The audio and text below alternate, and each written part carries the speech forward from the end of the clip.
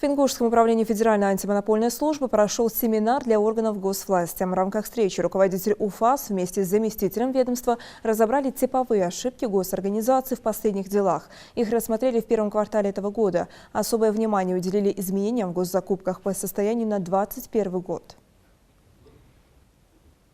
Заказчиками нарушаются сроки размещения извещения о проведении закупок, сроки размещения информации и документов, связанных с исполнением обязательств по контракту, сроки размещения разъяснений положения закупочной документации. Нарушение порядка выбора способа определения поставщика. Наиболее часто нарушаются требования закона о контрактной системе в части выбора способа определения поставщика при заключении контракта на основании статьи 93 закона о контрактной системе. Нарушения могут выражаться в неправильном применении статьи 93, то есть заказчиком неправильно истолкованы положения закона о контрактной системе в части его применения статьи 93 и заключен контракт с единственным поставщиком, в то время как следовало осуществить закупку конкурентным способом определения поставщика.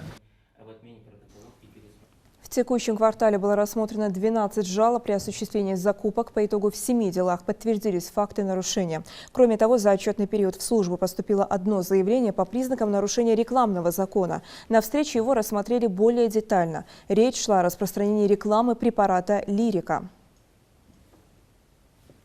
Кроме «Лирики» еще предлагалось ряд других наркотических средств. Предлагалось еще указать там места, где закладки. А также там же в этой же рекламе написано, что они принимают всех на работу, всех закладчиков, которые к ним придут, и там большие суммы денег за это предлагалось. Мы взяли, оформили это как нарушение у себя, направили материал в Росздравнадзор, Росздравнадзор далее Роскомнадзор, да. Роскомнадзор, насколько нам известно, заблокировал, но, по крайней мере, должен был заблокировать этот номер. Мы по своей части узнали, кому принадлежит этот номер, возбудили дело в отношении этого общества, находится оно в Москве. На связи оно не вышло, но нарушение есть у них, и штраф будет для них от 300 до 700 тысяч рублей.